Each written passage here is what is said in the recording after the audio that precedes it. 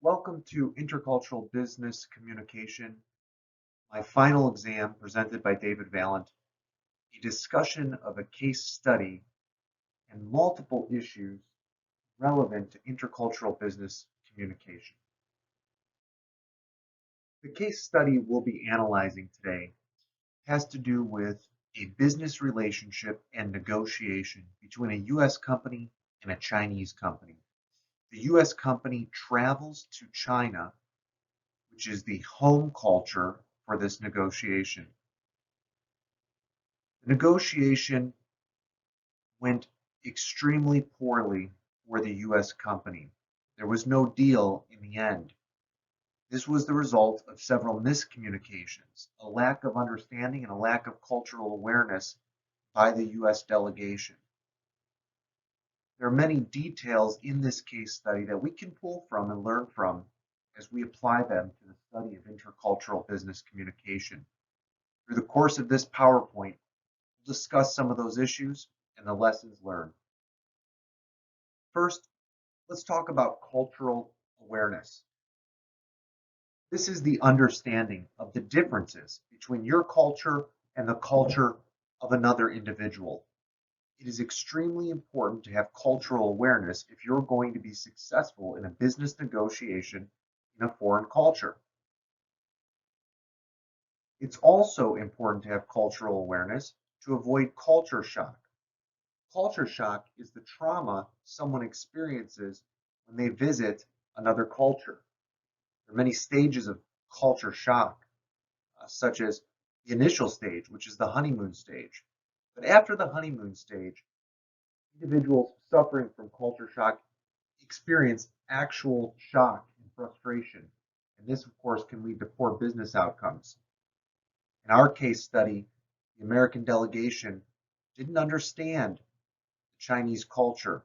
This led to confusion, fear, and ultimately a bad outcome based on many miscommunications and faux pas. Had the American delegation studied the Chinese culture in great detail before their visit, the outcome of their negotiation would have likely been different.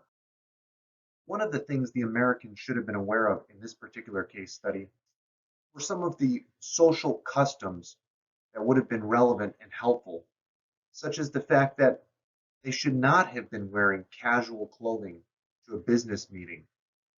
They should have also been aware that in a negotiation with a Chinese delegation, a small gift would be appropriate, but nothing elaborate. And also, they should have been aware, most certainly, that clocks are taboo or negative when it comes to gifts in the Chinese culture. It's bad luck and should not have been given.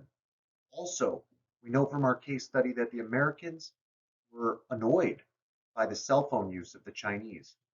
In fact, the Chinese were just being respectful to each other because not answering a phone in China is actually rude and disrespectful.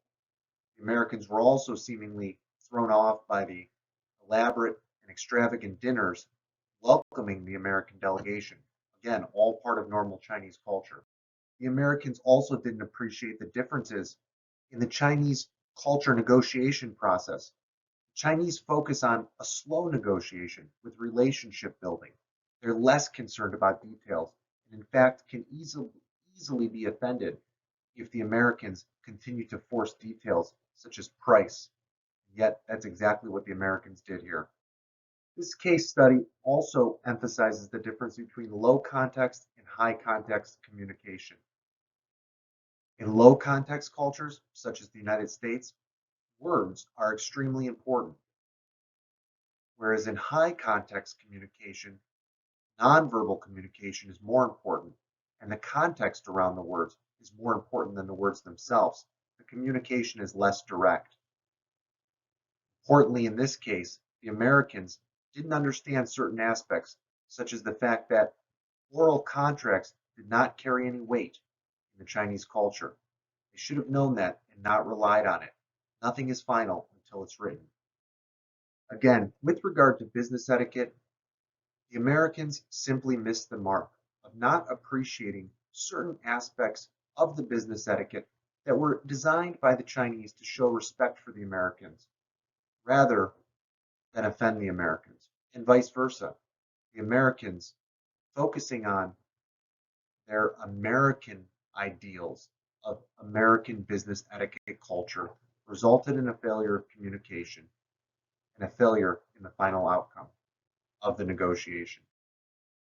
In conclusion, as it relates to this case study, the Americans should have studied the Chinese culture in much greater detail before ever traveling there. This would have helped avoid culture shock and faux pas, such as giving the gift of a clock, which was clearly inappropriate. They needed to understand and appreciate and respect the differences of the culture and adapt to the Chinese culture to show respect. They could have done a better job with attempting to speak the Chinese language or bringing someone from their company who was able to speak so that they could have had a more common form of communication. They should have appreciated the difference in negotiation styles among the cultures and appreciated who the decision makers were and the fact that the agreement had to be in writing in order for it to carry weight. They could have bridged communication gaps and reduced communication barriers to have a much greater understanding and appreciation for each other, as that would have ultimately led to a better outcome. Thank you.